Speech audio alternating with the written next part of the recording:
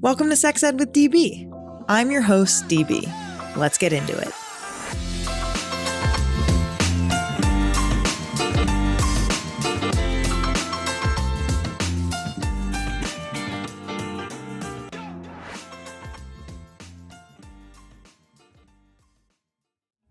Let's talk about solo sex.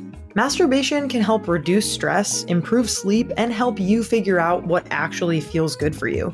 One of my go-tos when I'm having me time is Uberlube. It's super smooth, it lasts a long time, and it helps every touch feel better, truly. It's also latex compatible, so it's great with condoms, and it even helps reduce chafing for workouts or thigh rub season. Also, here's a very fun fact. Stylists use it as a hair serum flyaway tamer. Pretty cool. Uberlube is a real multitasker. If you're curious and haven't tried it, you should try it for yourself. Use code SEXEDWITHDB for 10% off at uberlube.com and see why Uberlube is my all-time fave. I'm Saharzad. As a journalist traveling the world, I've covered all sorts. Think war zones, scandals in Tokyo, and have sat down with the Taliban in Kabul. But this podcast isn't about any of that. It's about sex. We'll meet people whose lives, work, and identities sit at the more unexpected edges of sex. I tap into the vulnerabilities of others and I mold them into a bubbling desire. From Vespucci, this is Doing Sex.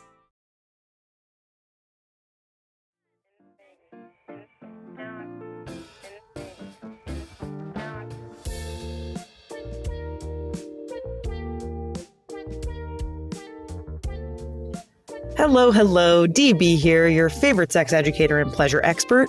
I am so beyond thrilled for you to be joining us for a very, very special episode today. But before we get started, I want to give some content warnings up front. In this episode, we discuss allegations of sexual assault, coercion, grooming tactics, and cults. These topics will be present throughout the entire conversation, so if this is something that hits a little too close to home or is too heavy to dive into right now, please take care of yourself and feel free to skip this one. All right, with that out of the way, in this episode, I'm talking to Ellen Huet, a great pal of mine and an investigative journalist for Bloomberg News and the author of Empire of Orgasm, Sex, Power, and the Downfall of a Wellness Cult, which came out in November of 2025. The book covers One Taste, a for-profit wellness company that was hit with allegations of coercion, allegations of forced labor, and allegations of other abusive practices.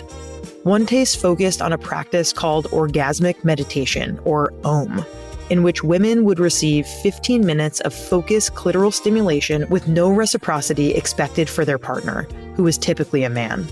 In Ellen's words, her book asked the question, what does it mean to pursue pleasure, and at what cost? For those who got deeply involved in One Taste, here's a typical example of how that might progress. First, the person hears about OM. Maybe it's mentioned in a yoga teacher training, they're intrigued, they check it out at an introductory event. Learn about OM and meet some One Taste people who seem really friendly. They get invited to a weekend course or maybe to volunteer to run a course and hang out. Pretty quickly, they might quit their previous job and start working on the One Taste sales team, leave their old apartment and move into a One Taste communal residence, and stop hanging out with their old friends and family and spend all their time with their new One Taste friends. One Taste becomes their whole world, and they also spend tens of thousands of dollars on intensive courses, which can last several weeks or be a months-long training program. Orgasmic meditation is not the problem with One Taste. The problem was their cult-like tactics, including the cult of personality around One Taste founder Nicole Daedone. Like Ellen says in our interview, she's been told by cult researchers and experts that controlling someone's sexuality is the most intimate way to control someone. Something we can see in so many cults, from the Family, aka Children of God, in 1968, to the more recent NXIVM scandal that broke in 2017. I'm so honored that Ellen joined me for this conversation, and I get to share it with all of you. Her years of investigative journalism on this story are so meticulous and so vital, especially with the world of journalism getting smaller and smaller every year, with publications shuttering or laying off huge swaths of their staff. We'll talk about that more in the afterglow. But for now, let's dive into this amazing conversation with Ellen Huet.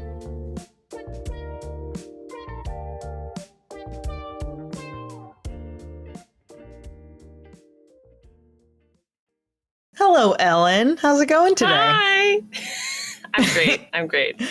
I am so happy that you're here. This has been, I want to say, years in the making. Would you agree? I think years in the making is fair, very fair to say. Kind of wild that we're now here. Yeah, I'm pretty sure when we first met and we talked about this book that I was probably only in the middle of working on at the time, we were both like, oh, we should definitely talk about this on the podcast, and now it's happening. And now we're freaking here. I can't believe that. I know. It's so fun to have good pals on the podcast because even though I get equally nervous before every single interview, it's a little less. It's a little less so, and it feels so comfortable, and I'm so glad that you're here. And you're so brilliant and have so many great things to say. And you wrote a whole fucking book. You wrote a book on the thing that you've been in deep for like 5 years of studying and talking to people and thinking about. And it's a very sensitive topic. And so I'm very grateful that you're here today to talk about the alleged sex cult One Taste. I really, really trust your experience and your expertise. And it means a lot that you are trusting me and my audience with this topic. And I know that our listeners are just going to be so grateful to hear from you. So thank you so much for being here. Oh, thanks for having me. I'm so excited. Yeah. There's so much to get into. But right off the bat, we're going to start with the quick and dirty, which is our rapid fire segment where we get to know our expert with bold questions, honest answers, and definitely for this episode, enough spice. There's going to be a lot of spicy things that we discuss. Yeah. And so I want to set up some context for our listeners because, you know, this alleged sex cult One Taste, there's so many details in it. And we're going to get there as to like how you're involved and what the book's about. But I want to know, just zooming out a little bit, what is kind of the number one red flag that's typically seen in all sex cults from your point of view and your expertise? So I would say that all cults in general control their members' sexuality in some way, whether that's through just like prescribing celibacy or maybe like arranging partnerships or prescribing kind of like a loose and open sexuality. And so in a sex cult in particular, I would say a major red flag is when the group pressures you to do something sexual that maybe it goes against your preferences or your desires in the name of like enlightenment or some sort of like spiritual goal, broadly defined. So yeah, just beware if someone is trying to pressure you into sex. just look out for that. It's like a good rule of thumb in life. I think too, I never really thought of the other end of the spectrum about celibacy, but you're totally right. Like control can kind of take many forms, which is fascinating to think about in that way. What's important to keep in mind, and this is something that cult experts and researchers told me, is that controlling someone's sexuality is the most intimate way to control someone. So of course, cults in general have different ways of controlling their members' behaviors, thoughts, and emotions. But if they control your sexuality, that is something that can kind of get at you in a really deep sense. So it is a particular red flag. Like controlling someone's sexuality does mean that they have a level of control that is unusual. This is important to hear. This is such a hard question considering you spent 5+ years researching and writing an entire fucking book on this alleged sex cult. But if you had to sum up One Taste in 3 words, what would those 3 words? This is a great marketing exercise. What would those 3 words be if you really had to sum up all your kind of life's work in 3 words? That's hilarious because of course, something like 90,000 words in this book. I would say. Goodness. The essence of it is maybe like harm and healing sometimes simultaneously. Whoa. That is something that I think is interesting, particularly interesting about One Taste. And it's not unique to them, but that's kind of what this story hopes to illustrate, which is this idea that in groups like this, that's the complexity of it, is that like it's not a black and white answer. It's this experience that people had where there were some parts that were incredibly transformative or healing or however they might want to describe it. And then parts that were deeply, deeply harmful. This is like, according to what people have told me. And that sometimes those happen in the same moment, right? Or like with the same people and that's what drew me to this story was that nuanced and multifaceted aspect of it. In the same orgasm, I might say. Maybe I was going to say in the same breath, but I feel like it's relevant to talk about orgasms in this capacity. Yes, so basically we're saying harm and healing, and then in parentheses, we'll give you a subheading sometimes simultaneously, which I really like. Okay. Again, a surprising answer. This is good. Okay. Right now, what does pleasure mean to you in your life?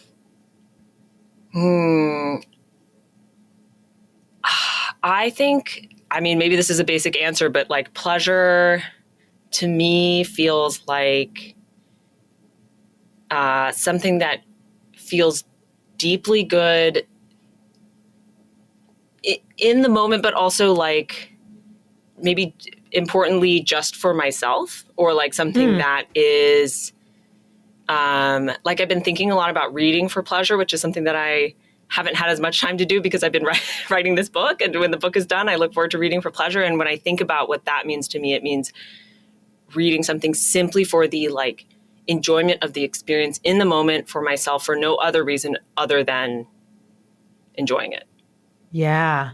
And I like this piece too of there's something about being present there, of being able to really access your senses and maybe like relax into it. Totally. Yeah, I think the present moment experience is a key part of it. Maybe because I'm someone who's wired to think so much about like, oh, action that I'm doing now that's going to have some sort of like effect for me in the future. It feels particularly poignant for me to think about pleasure in the moment as it's happening. Type 1 fun.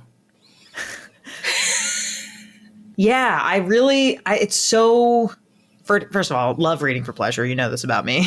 It's really, it's important to me. I feel like as people who work in media, often we are hearing and reading things that are for work, and it feels like it can kind of take over our daily enjoyments of just being alive and kind of consuming stuff, which is kind of the main way most people, if you think about it, like not sexual pleasure, but just any other type of pleasure. I think like eating delicious foods, consuming something really funny, reading something really meaningful, like those are ways I think that I personally really am able to relax and like take a breath from kind of the daily struggles of our world and of work and all those things.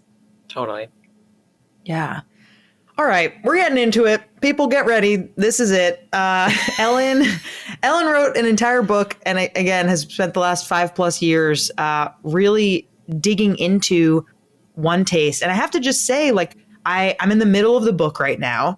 And I've told you this in person, but like you're such an excellent writer, and you're so detailed, and it's so like I feel like I'm in this world, and I guess like it's hard, like it's a hard read even, right? For me as someone who's like in this field, is aware of kind of the atrocities that go on in this world. It's tough to kind of put yourself in this perspective of reading these really horrific acts that are taking place.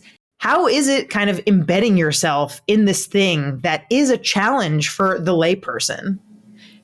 Totally. I think one of the aspects of being a journalist that I treasure the most is the opportunity to be a witness for people who are telling me incredibly difficult or sensitive or personal stories. Like it really feels, those are the moments when I feel most, I mean, I love my job, but those are the moments when I feel extra aligned about what I'm doing. Like, because when people share, for this book, I spent many hours talking to people who were telling me stories about some of the most painful and intimate moments of their life, and confusing things, traumatic things, all this stuff. And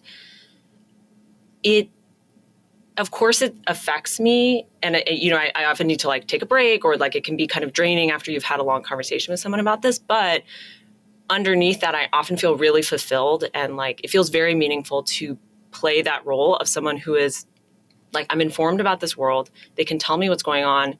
I can understand it in the context that I've built about what this group is like and the dynamics.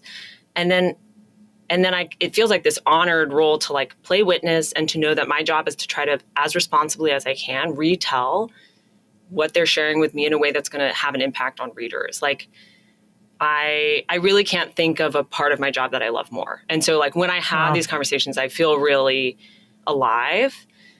even when they are very hard. And so like, I do want to acknowledge, there's like a trigger warning at the beginning of the book. Like it's important for people to know that there's serious content inside. But at the same time, like my hope is that when people read it, it allows them to connect with the stories of what these people have gone through, and to understand, again, the complexity of it, that it's not this simple, like bad and good story. It's this story about like human experience, and our like shared human emotions that lead us to these groups.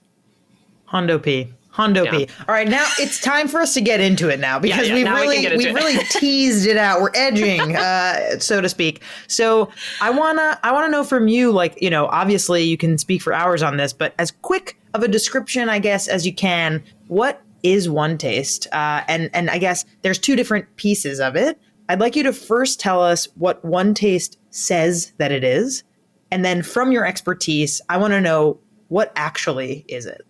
Yeah. So One Taste says that it is a woman-led sexual wellness company that is centered on, selling courses on this practice called orgasmic meditation, also known as OM or OM. And orgasmic meditation is a 15-minute meditative clitoral stroking practice in which a stroker, usually a man, puts on glove and a lube on his finger and strokes the clitoris of a woman for 15 minutes in this very prescribed way. And they basically said doing orgasmic meditation regularly will help you improve your sex life, your relationships, your intimacy, your sense of connection, all these amazing things. And so One Taste is a company that sells courses on OM. And based on all my reporting, I would say it is that. And there's this much deeper experience as well for people who get really involved in One Taste. And in there, One Taste is a community that can, according to what people have told me, it can quickly become something that takes over your whole life, that becomes your job, your relationships, your friendships, your whole world. And in that world,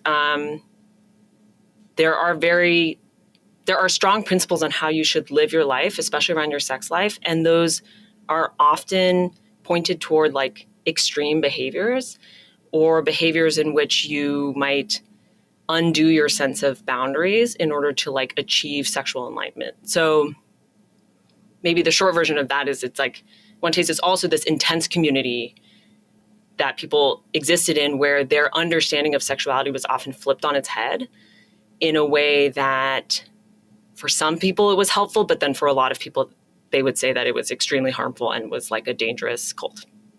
Wow.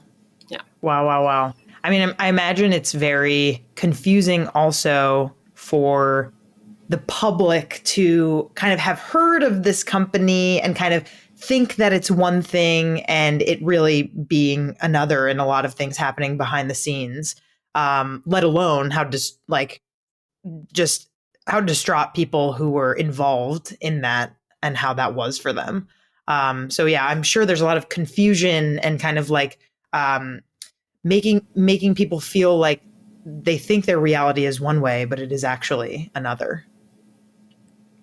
Yeah, and the reality is already unusual. It's like 15-minute clitoral stroking mindfulness practice. Like that's generally what people know about One Taste. They're like, oh, that is already kind of interesting, and you have a lot of questions about that. But then to introduce this whole other layer of like the private side of One Taste, what it's like if you're really involved in the group, that gets even more confusing. And just like with many other high demand groups, if you've had that experience and then you leave, one of the lonely experiences of being on the outside is that people don't really understand what you went through.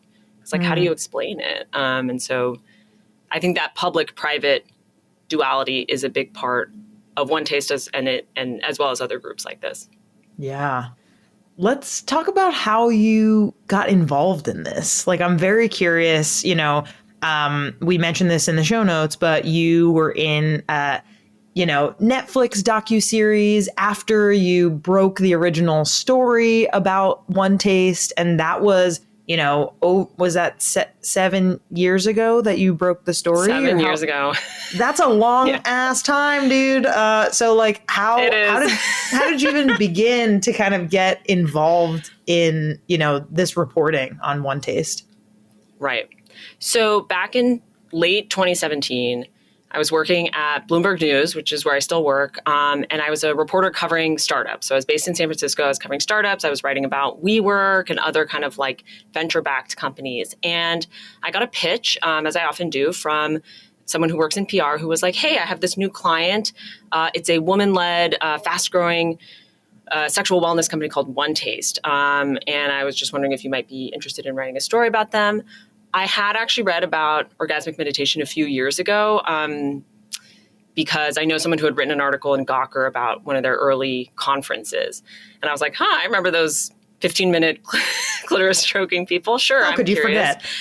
How could I forget? And of course, it's an intriguing idea. And so I went in and actually had a first meeting with them and heard a little bit about what they think is special about their business. They called themselves, for example, like the Whole Foods of sexuality. They're like, we're the organic, good for you version of sexuality. I was like, okay. I also started poking around on my own because I'm a reporter and that's what I do. And I ended up finding someone who had had a pretty bad experience with One Taste, who said that they felt like they had been taken advantage of financially and sort of manipulated emotionally while they were a customer of the company. And that was kind of the beginning of this whole other line of reporting. Like it snowballed from there. I started finding other people who had had similar experiences, and no one had really written about this aspect of the company before. Understandably, it's like there's all this other stuff to write about orgasmic meditation. Like most people who had written about One Taste had just never turned over this rock. And I found a lot of people who felt like they wanted to tell their story about these harmful experiences that they'd had in the company. And so I ended up writing a story again. Yeah, it came out in summer 2018, so that was 7 years ago. It was this big investigation about these allegations about One Taste. And that was kind of the beginning of it. Like a few months after that story came out, some of my sources told me that the FBI had started showing up at their doors, asking them about what had happened at One Taste and like, did this happen? Because of that story. So I don't know for sure that it was because of that story. I just know that it happened after. Hard to say. Or I heard about it after, I should say. But okay. When the FBI starts investigating, they're kind of looking to see if there's enough enough evidence to potentially charge someone with a crime.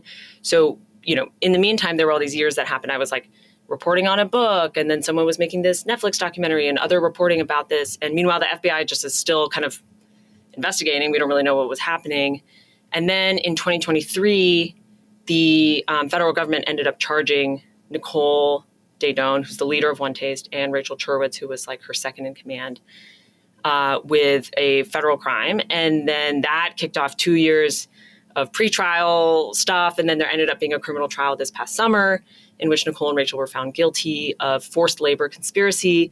And then the two women are actually in prison right now, or in jail, I should say, technically, awaiting sentencing, which could happen later this year.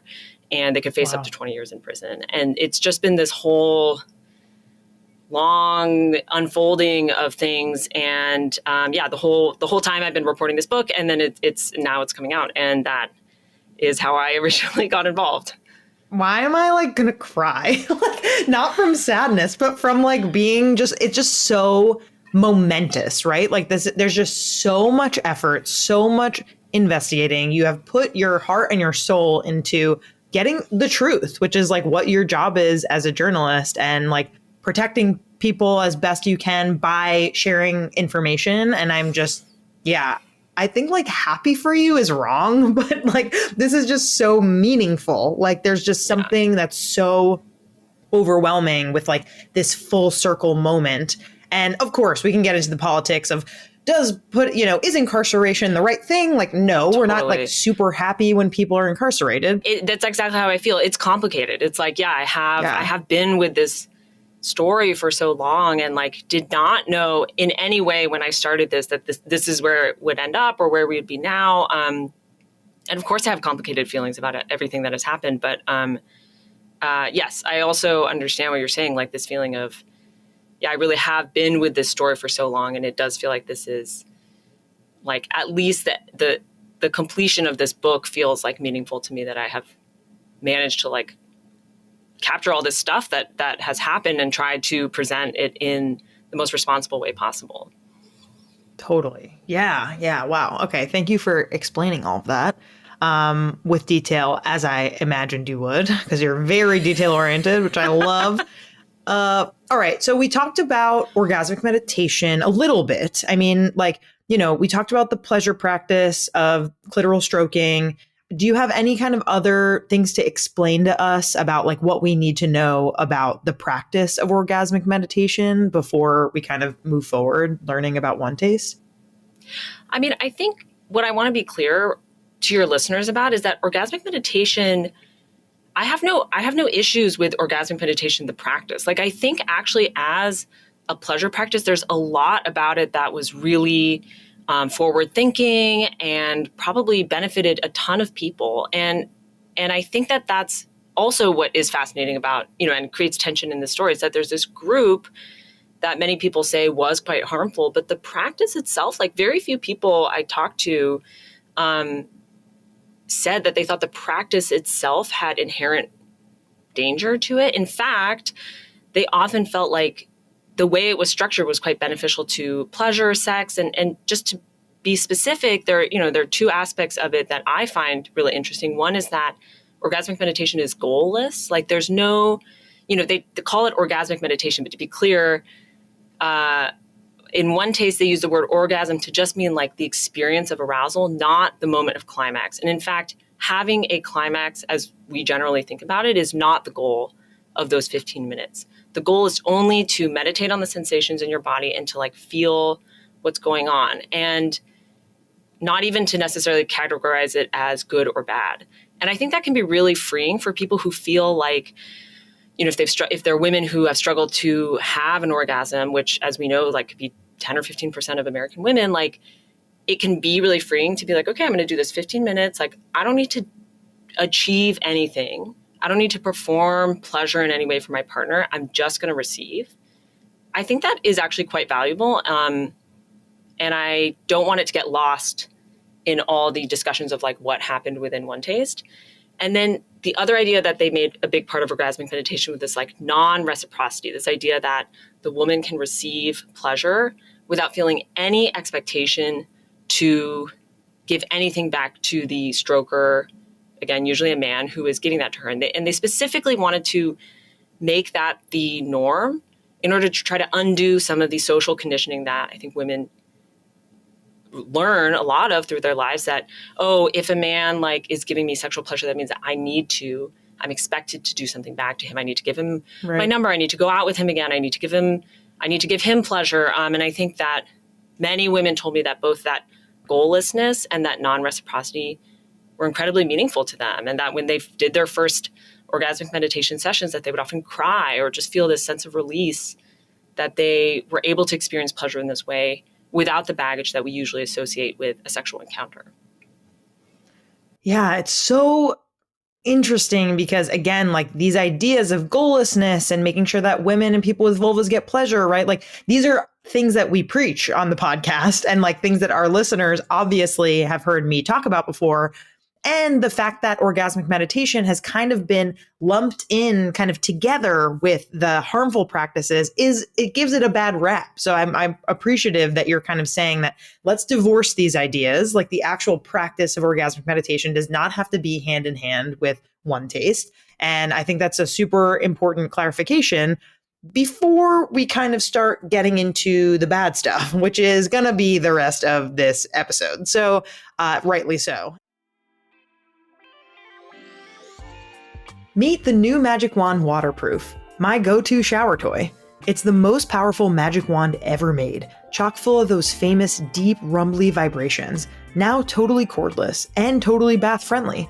We're talking about using this in the shower, check. Tub, check. With 4 intensity levels, 4 vibration patterns, an intuitive control panel, and that soft silicone head with the flexible neck Magic Wand is known for.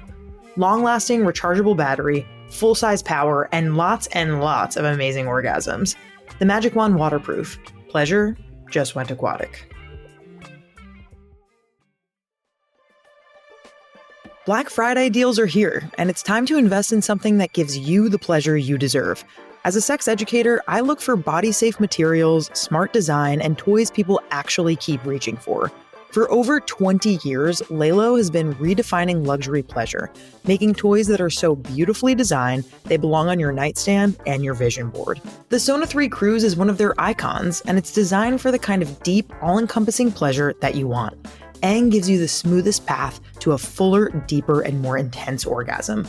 Go to lelo.com for their amazing Black Friday deals all month long, and use my stackable code SEXEDWITHDB for an additional 15% off. I know that there are many, the title of this episode is all about kind of the top 3 secrets of one taste. And I'm sure, again, there are tons, but I'm curious from your point of view, having spent so much time, looking into this, the exploitation, the harm, what would you say are kind of the top 3 secrets of one taste that you really learned while you were doing your reporting for this book?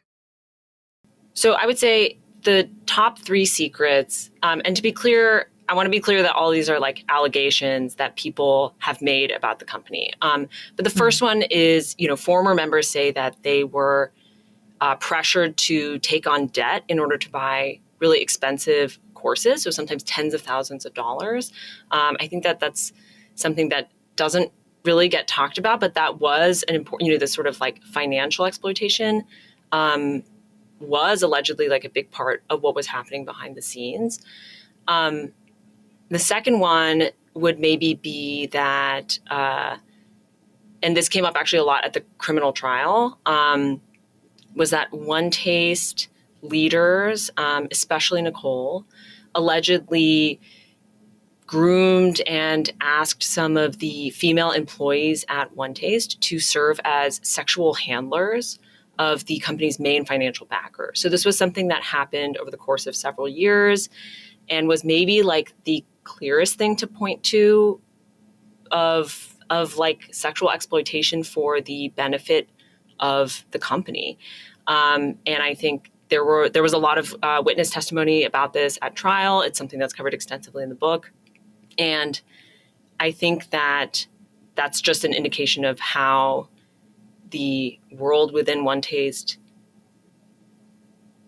it's almost this like complex psychological experience in which these women who were really devoted to the practice and really devoted to Nicole, the leader, ended up getting to a place where they agreed to sort of serve as sexual handlers. And as part of this job, they testify that they basically gave this guy a hand job every day and sometimes lived with him and like did household chores for him and things like that, because he was keeping the company afloat. He had money and he was giving money to the company in order to keep it operating. And then the third one is more general. It's maybe this idea that within One Taste, there were these philosophies that were taught that had some benefit. I think you can see where the benefit is, but I would say that many people told me that those philosophies were also then used to push people to agree to sexual encounters and sexual acts that they, in hindsight, did not want to do. And so to me, that third bucket is about this psychological manipulation that people say happened within the group that I think is one of the most complex and maybe most like, harmful and interesting parts of the story is, as an example, they taught a practice called aversion practice, which basically was this idea that you should do things that you didn't want to do because it would help you get more liberated or enlightened. And although you can see some value in getting out of your comfort zone, doing things out of what your expected preferences are, many people told me that within One Taste that was then used to justify pushing people to have sex with people that they didn't want to, maybe like customers who were interested in buying more courses.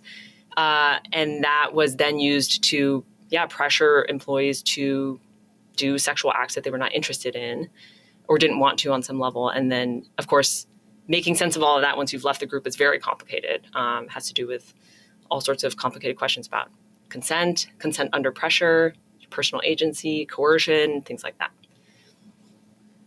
My God, I have so many responses, I know that was...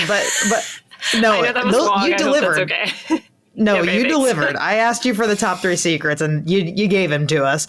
I think my Yeah. head is just swimming with so many follow-ups. Like, I mean, first and foremost, right? Like the idea that sexual handlers were forced, allegedly to do these sexual acts to the main financial backer. I mean, there's just so much ick and issues, and it's scary, and it just makes me want to throw up and hide at the same time. It's just, I feel and like we're talking about like mostly women that are being allegedly forced into this behavior, right? And so is that what men you and would women say? across the I would say within One Taste, men and women both have told me that they were pressured into sexual acts, but specifically the handlers, and there were probably 6 or 7 of them over the years. They were all women. Yeah. Yeah. And another part of me, and well, I guess one more follow-up question: how many people like have been a part of this group at one point or another? Oh, that is really hard to give a clear answer to, because there's people who are involved at all levels. So like I would say easily tens of thousands of people took One Taste classes like on some level, because they were operating for more than a decade, and you could take just one class or maybe like a couple in classes, and then some people became much more involved. That's probably in the hundreds, or maybe like somewhere around there, people who were like deeply involved. Right. So, okay, that's interesting to get that number. And then we haven't really talked about her that much, but in the book, you talk about her a lot as kind of like the basis of this whole thing. And of course, in general, like a characteristic across the board is that there's a very charismatic leader in all cults. And we haven't really talked about her that much, but could you maybe speak to like, why are people doing this, right? Like, it's not just for the connection and the belonging that we know that like people who want to be a part of groups like this often long for, but it's also because of who they're following and kind of the desire to please that person so deeply. So can you speak a little bit to Nicole? Because you do such a great job of this, of laying out kind of so much of her history in the book. Yeah, Nicole is the main character of the book, and I think she is the central figure. She is the creator of this group. And although she did not come up with the idea of orgasmic meditation on her own, she actually took a practice from these 2 predecessor groups who called it deliberate orgasm. She rebranded it as orgasmic meditation.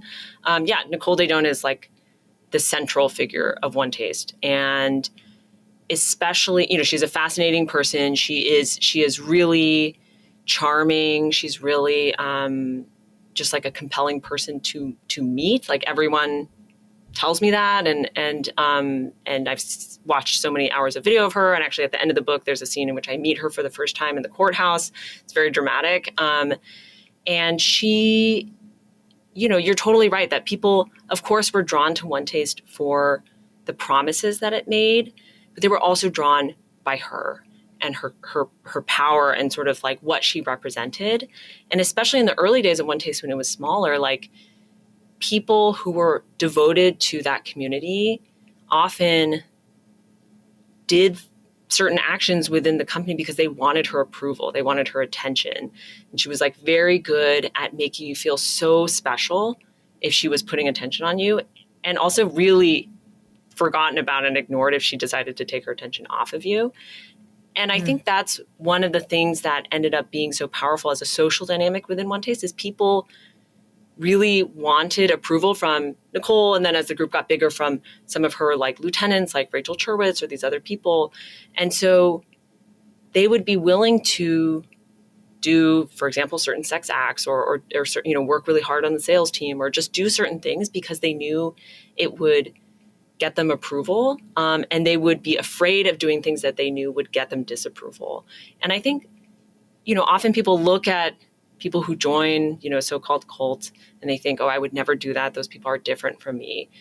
But what I want to remind people is that like everyone wants status, everyone wants approval. It might look different for you, but the truth is it's a universal human need to feel like you belong and have standing in a group that is like meaningful to you. So if this group becomes meaningful to you, all of a sudden, like, gaining status, gaining approval from the people who run it, like you're going to probably be willing to do things that you might not expect in order to get that gold star, right? Or to get that sense of like belonging and validation. Right. I mean, this is kind of to our next question, but I completely agree, especially now, like after the pandemic, where people are lonelier, like people are more likely to kind of be in their own kind of insular bubble and not really connect with friends, or, you know, if they're not dating as much or not connect with their family. Like we are kind of in this loneliness epidemic for all people of all ages.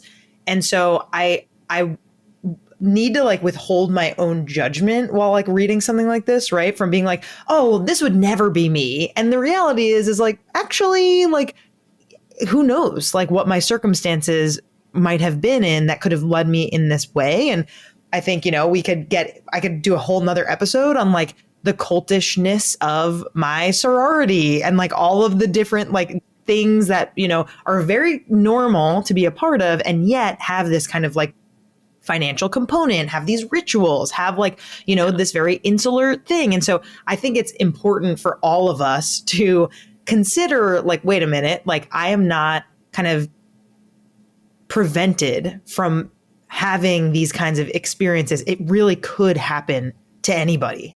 It really is important for us to access our empathy when we're thinking about these kinds of things. And so that kind of leads me to one of my last questions before we kind of get into a where are they now situation. You mentioned a little bit, but I'm still curious about kind of next steps there. But, you know, do you have any advice for people who kind of find themselves in some sort of similar situation, maybe where they are seeking like sexual enlightenment or, you know, joining some sort of a group, or, you know, even if it's like less wide reaching as one taste, like what are warning signs that something isn't right according to your expertise and talking to cult experts?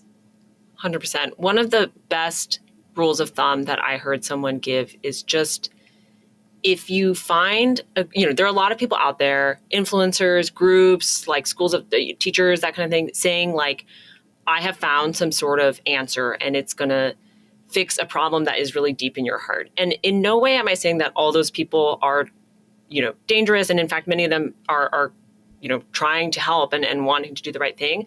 The best rule of thumb to keep in mind is, if you encounter someone who says like, I have the answer and I am the only person who has the answer, rather than like, I have an answer and it might work for you, but if it doesn't, you could try something else. Basically, yeah, if anyone says that like, I am the only path to solving your problem and like, it has to be through me, or else like you're going to feel unfulfilled and like suffer. And that can come up in a bunch of different forms. But basically, if anyone ever says that, you should be aware, and you should be wary of what they're selling, because that can be a sign of using the promise of enlightenment to actually try to extract control. And I think people should seek answers for what they're looking for, especially with your sexuality. That's part of what made One Taste so powerful, a magnet for people, because they were offering a promise to help address something that I think a lot of people actually yearn for: information and understanding about their sexuality. And there aren't always that many places to go to. It's something that we just don't talk about as much as we should. And I'm sure it's something you've covered on the show as well. Like, so when people make a promise about your sexuality, which again, it's a deep yearning that's hard to find answers for, that can make you extra vulnerable to being told these people have the answer and they're the only people who have the answer. Yeah, that makes a lot of sense. And again, like, just major bummer that there are like cool things in this practice that are looped in with kind of this forced labor and alleged, you know, forcing folks to have sex with one another and power grabs and harm. And, you know, you talked briefly, and I wish we had a million years to talk through this, but, you know, about the aversion practice and, you know, basically like breaking folks' consent with the promise of, yeah, if you get out of your comfort zone, like this will be good for your growth. And there are just so many ways that the folks who are in charge of making sure that this exploitation happened, there's so many ways that people were hurt and were, you know, like you said, put into debt, were sexually coerced into doing things that they didn't want to do, allegedly. And yeah, I just think that this story is so fascinating. And I would love to do like a kind of final moment here in a segment that we call The Buzz. That is like a what's happening in the news, like where are they now situation. And you kind of mentioned, right, like this last June, the verdict was widely covered by publications like the New York Times, NPR, and more on allegedly forced labor conspiracy for founder Nicole Daedone and former head of sales Rachel Cherwitz. And I mean, I'll just speak for myself. I'm personally surprised that sexual assault charges or anything related to sex weren't included in the case. But I'm just curious for you, how do you feel about the conviction? Again, I imagine it's very loaded and it's very complex, but like how would you say you're feeling right now at this moment about it? I mean, it's complicated. It's like, it's this sense of like, I had, when I went into reporting this story many years ago, like I never was thinking about it in the lens of, is this a crime or not? Like, it's kind of like, I wanted to cover like what happened and like, what are people saying that their experience was about this company that hadn't been covered before? And then like, the mechanisms of the like federal government like kicked into gear and they have a different goal. Their goal was to like assess it as a federal crime. Like, can we find a statute that they think is appropriate and like and gather evidence to like make this legal argument? And so it's just been interesting to see like, in some sense, the prosecution was doing really similar research as me, but also really different. And I don't feel that the charges were like an obvious fit for what happened at One Taste, but I get why they ended up doing that. As to your question about sexual assault, like sexual assault tends to be charged at the state level. So there are specific crimes that tend to happen at the state level. And in this case, it was the federal government because, One Taste was happening in multiple states. And, they were in San Francisco, New York, LA, Austin, all these places. And so there are different crimes that fall under federal jurisdiction, one of which is forced labor conspiracy. And I would say it's complicated. It was really a dramatic moment to be sitting in the courtroom when the jury came out, and like I was there. I mean, I was in Brooklyn for many weeks this summer covering the trial and trying to be there as much as I could. And most days I would show up in court, and there were also I would see Nicole and Rachel and their attorneys like in the courtroom, and then a bunch of One Taste supporters who showed up almost every day to sit in on the other side of the courtroom and watch and try to like assess who else was showing up in the courtroom. It was very, everything's really silent, but it was all very dramatic. And then yes, that moment in which we all were called in because the jury had announced that they had a verdict and we all come in and sit. And then the jury foreperson read the verdict. And I mean, it was just one of the more dramatic moments of my life, honestly. And I imagine so for everyone else in the courtroom as well. Wow. And what were like some of the most interesting or surprising moments in the trial for you? I mean, it's so funny. Like a criminal trial is both boring and exciting at the same time because there's often these like long procedural back and forths between the lawyers. But at the same time, it is quite high stakes. Like there were these witnesses who were called in who had been students of Nicole's for years, people who were very close to her, all of a sudden taking the witness stand and testifying about ways in which they had felt like they had been abused by Nicole or by the company, and also talking about some of the ways that they had found personal growth or personal transformation through their time at One Taste. It was definitely fascinating to see, again, this mix of like the legal system trying to fit this unusual experience into like a federal statute. And I, this isn't what the statute was probably had in mind when it was being used, but, jurors listened to all the evidence and were explained in great, had to explain to them in great detail all the aspects of forced labor conspiracy, which I won't get into because they're very complicated, but has to do with like, was labor intended to be extracted using unlawful means like threats of serious harm. And what does serious harm mean? Well, actually, it can be psychological as well as physical or financial or reputational.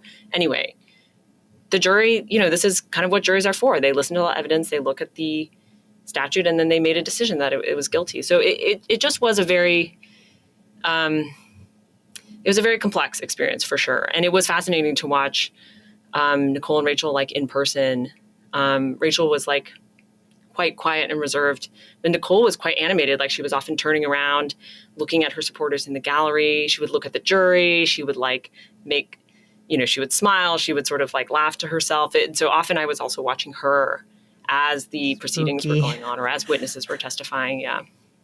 Yeah. Wow. It just also must be wild just on like a personal level to like see this person who you've been like writing this book about for years, and just a weird, like, does she know that you were writing this book, or what did she know about you? Oh, definitely. Yeah. Yeah. Well, so I won't give too much away, but at the end of the book, there's a scene in which I meet her for the first time. This is actually just after she's been indicted. I happen to be in New York and I go to like one of her hearings and I see her in the courthouse lobby, and she spots me and she immediately smiles and waves. And is like, "Hi, Ellen." And comes to me and we meet and shake hands and have a short conversation. And it's, I had shivers. Like it was, yeah. She's very charming. She did that thing where she kind of like came on really warmly in a way that is, it can be disarming. It can be a way, she's just good at that stuff. Like she's really good at people. So yeah, they definitely know. I think, a lot of One Taste supporters, I think, were not interested in talking to me or interacting with me in the courthouse. Completely is their right. And I'm just there to observe, fair. Yeah, totally fair.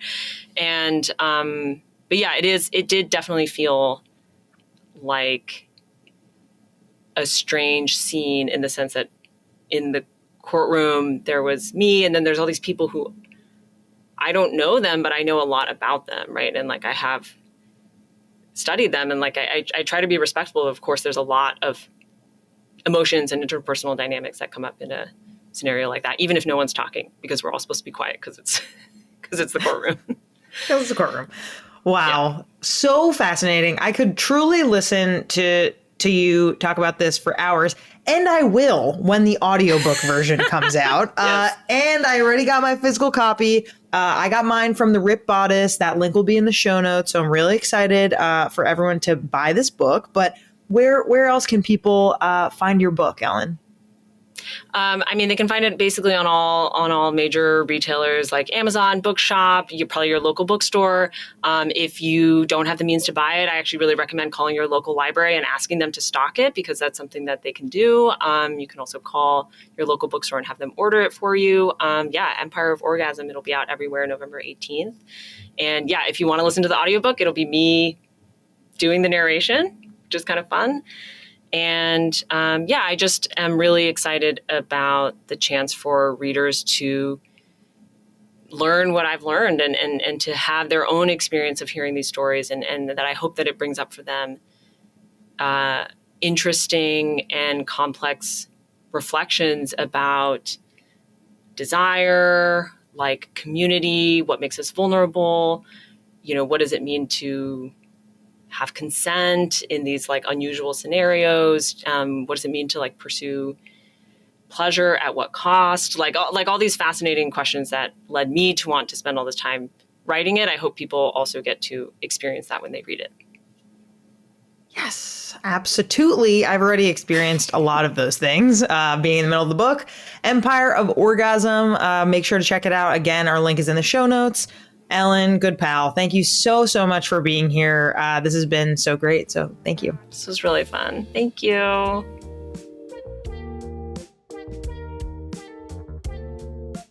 And welcome to The Afterglow, where we wind things down, reflect on big takeaways, and leave you with one juicy thing to try, think about, or explore before next week.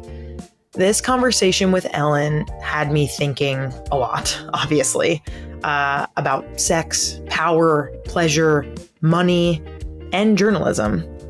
Subscribers to our newsletter link in the show notes. Go subscribe now. Know that each edition we have a list of articles about sex ed in the news in our What's Up Down There segment. It is so important for us to have access to real, accurate reporting about what is going on in sexual education and wellness right now. And you're all here, so I know that you're aware of how hard sexual health is being targeted by state policies. And part of that process is also the way journalism is being defunded and deprioritized right now. In 2025, the American federal government rescinded its funding for public media, including journalistic institutions like NPR. In digital journalism, any site that doesn't see huge increasing profits year over year are hit with frequent layoffs and other cost-cutting measures. And journalism has never really been a big moneymaker in the first place. So, something to think about. I personally was so moved by how Ellen talked about her work in this field. I love that she called herself a witness for people who are telling incredibly difficult or sensitive or personal stories. And I love that she called her position an honored role. I hope she knows that just like she honors her subjects, we honor her amazing work. And if you want Ellen to be able to keep writing and keep talking about these subjects, buy her book. I already got my copy from the Rip Bodice. That link is in the show notes if you also want to support the Rip Bodice and buy from there. And when you're supporting Ellen by buying her book, you are also supporting sexual wellness journalism. And you're getting your next favorite read, so it's a win-win. Here is your pleasure practice of the week. Like we said in this interview, there is absolutely value to be found in orgasmic meditation. So experiment with masturbation without an end goal and without any feeling of performance. For partnered women and femmes, try receiving with no expectation of reciprocity, and make sure your partner is clued in to the pleasure practice of the week that you're working on. And try to remember that you are allowed to feel pleasure for the sake of pleasure. It doesn't have to be transactional. Introspect about what's coming up for you during this practice and how you feel. Thank you so much for tuning in. Love y'all. Talk to you next week.